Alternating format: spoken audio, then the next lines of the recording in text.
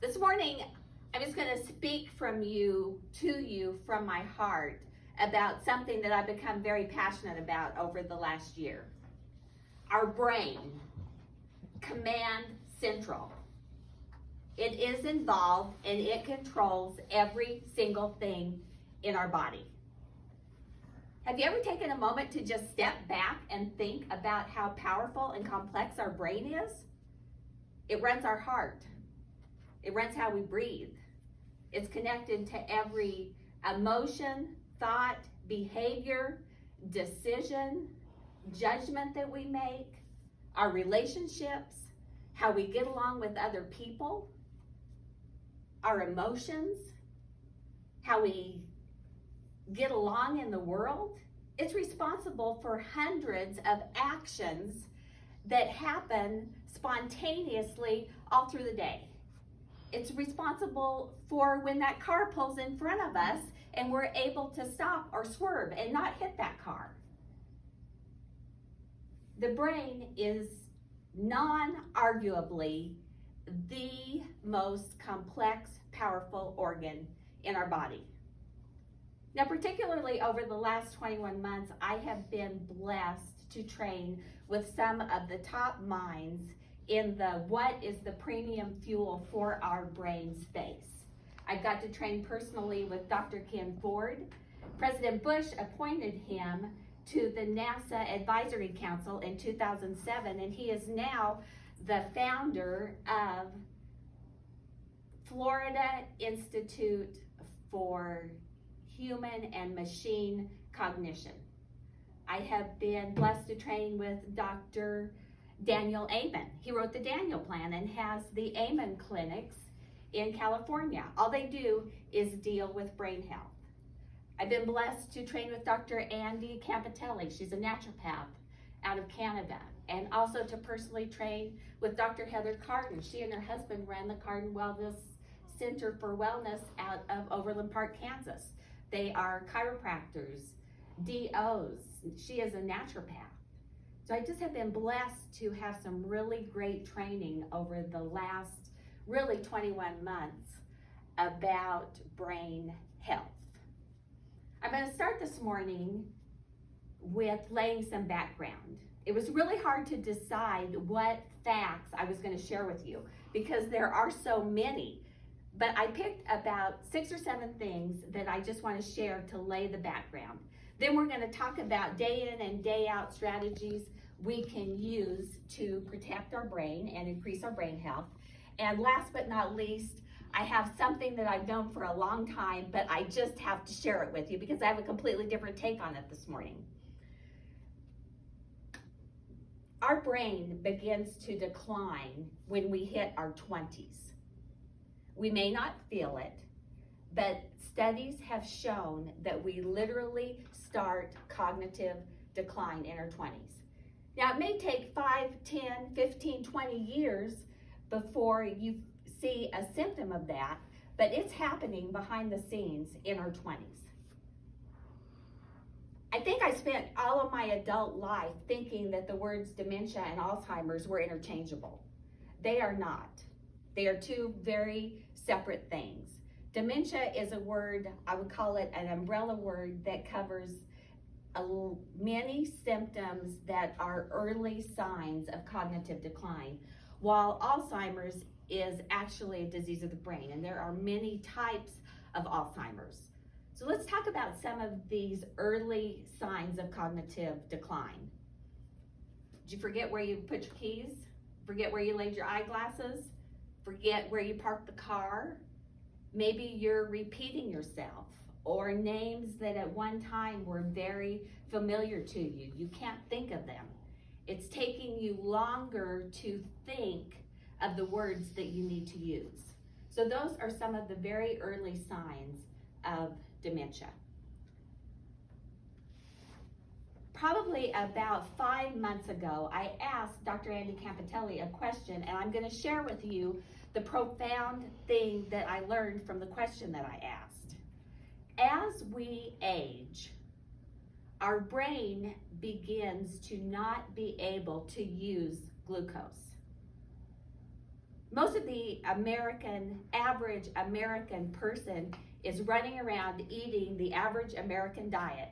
That is carbs, glucose, sugar. So as we age, it is inevitable that our brain is going to have a decline as to being able to use glucose. Now I'm going to take that one step further. When that begins to happen, this is what your brain is thinking. I can't use that fuel. I'm not getting what I need, and because I can't use that fuel, I am going to downregulate and further decline because I'm not getting fuel that I can use. When she said that, I was blown away. I was like, we literally get to a place in our life where we can't use glucose, and inevitably there's going to be a decline because we're unable to use glucose anymore. I just thought that was, I have no other word for it, but felt like that was very profound.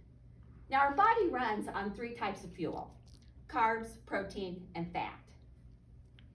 Most of the population is running on carbs. We're eating, most people are eating refined carbs, processed sugar. They're living on sugar and glucose, eating that standard American fast food diet. Our body can run on protein. But if you think about this, our brain can't run on a steak. We've got to eat it, we've got to digest it, pull the nutrients out of it, turn it into fuel. A steak is certainly not readily available for your brain to run on. And then there's fat. It is very rare that an individual is running on fat. You just don't find people that they're in a place in their health where they are using fat for fuel. And what happens when we use fat for fuel is we go into ketosis and ketones are produced. The other thing that Dr. Andy taught me was if there is glucose and ketones in your blood at the same time, it absolutely, your brain will choose the ketones. The ketones are immediately, readily available. I don't know how many of you are really familiar with the blood-brain barrier, but there's a membrane that goes around our brain, and it's very, very picky about what gets in and out. Ketones are a fuel that can immediately go in. So I think those are most of the profound things I've learned over the last year that I wanted to share with you. Lifestyle plays heavily into our brain health. There's many day in and day out choices that we can make to improve our brain health. We can make decisions about what we eat, what we drink, how we sleep, if we're exercising.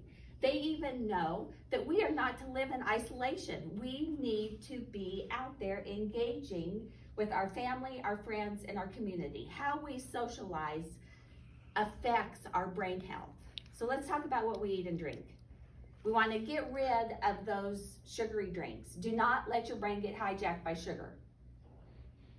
Soda, that $6 coffee that people are drinking, and I'm guessing it's probably got more sugar in it in one drink than the American Heart Association says we're supposed to have in days.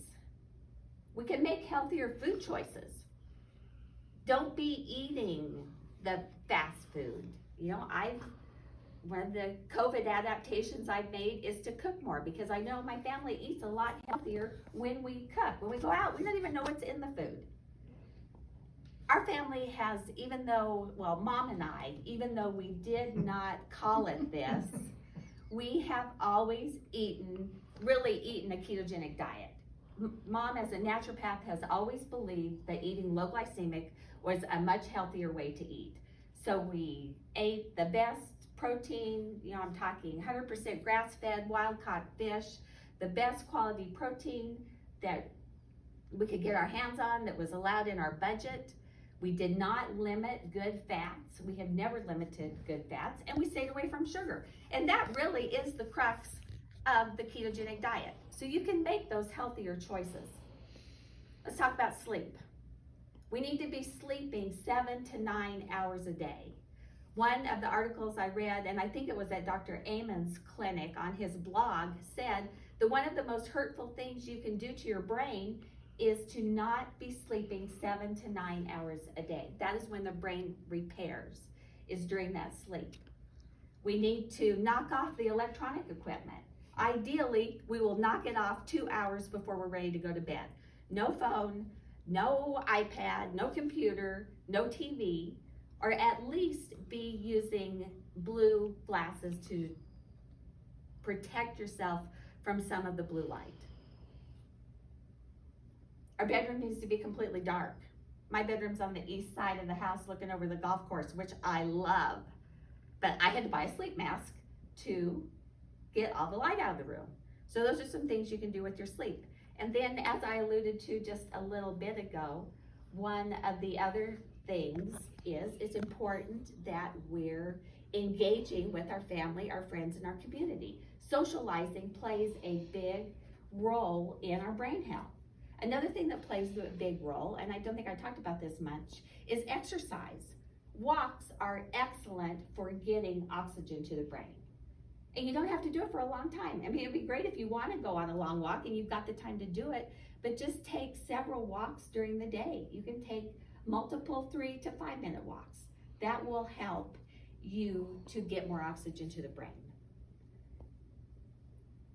The last thing that I want to share is something that I'm very excited to share. I've spoken with you all about it before, but I didn't understand the power of it the last time that I spoke about it. I've learned a lot in the last year. Now, we talked about that elusive, the body using fuel. That is the most elusive to people of being able to use fat for fuel. And why is that? It's because it's hard to get into that state. If you're going to get into a place where you are burning fat for fuel, one of the things that has to happen is you have to completely burn through all the glucose that you've eaten, and you've got to completely burn through all the protein, and then you can begin to burn fat and make those ketones. It's hard. There are some people that can't even get into ketosis. There literally are people that their liver is not healthy enough that they will ever get into ketosis, and even a healthy person, it can take days, weeks, or even months to get into that state. Now, the benefits of ketones are incredible. It will blunt your hunger. When I started drinking exogenous ketones, I dropped 13 pounds in about 6 weeks, and I hadn't been able to take that fat off for 3 years. Ketones regulate your blood sugar. It's always the premium fuel for the brain. Ketones are better mood and better sleep and better digestion and better skin and better nails, better everything. So there are 3 ways to get ketones in the body. One, you're gonna have to do that low carb ketogenic diet, cut your carbs to 25 to 50 a day, and hopefully your body is healthy enough to get into ketosis sooner rather than later. Hopefully within a couple of days, maybe 72 hours or a week, under a week. Another way that you can get ketones into your body is to fast. And you're probably thinking, why in the world would I want to go any significant amount of time without eating?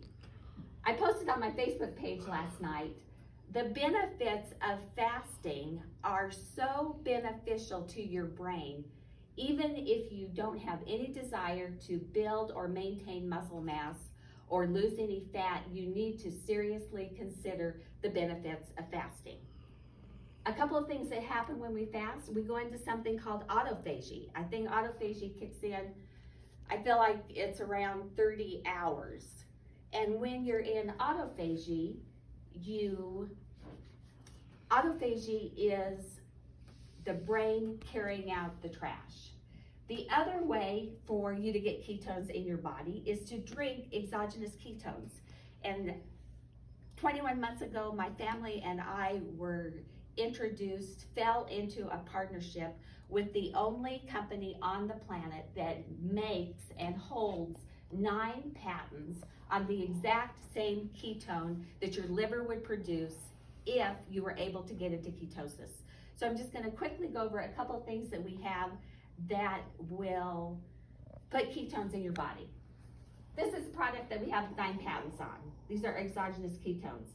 You drink them, they taste amazing. If I'm out of my favorite flavor, I think I'm gonna die. We have 2 kits to help you fast, and they make them both really doable. This kit will help you fast for 24 hours. This one will help you fast, we call it the reboot system. This will help you fast for up to 60 hours. And the last thing I want to share with you, probably the most economical of all the products, is our MCT oil. Dr. Mary Newport designed this product for her husband, Steve, who had significantly onset Alzheimer's at 51. I challenge you to look up the story online, Dr. Mary Newport. The results that Steve had were dramatic. So let's recap quickly what I've talked about this morning.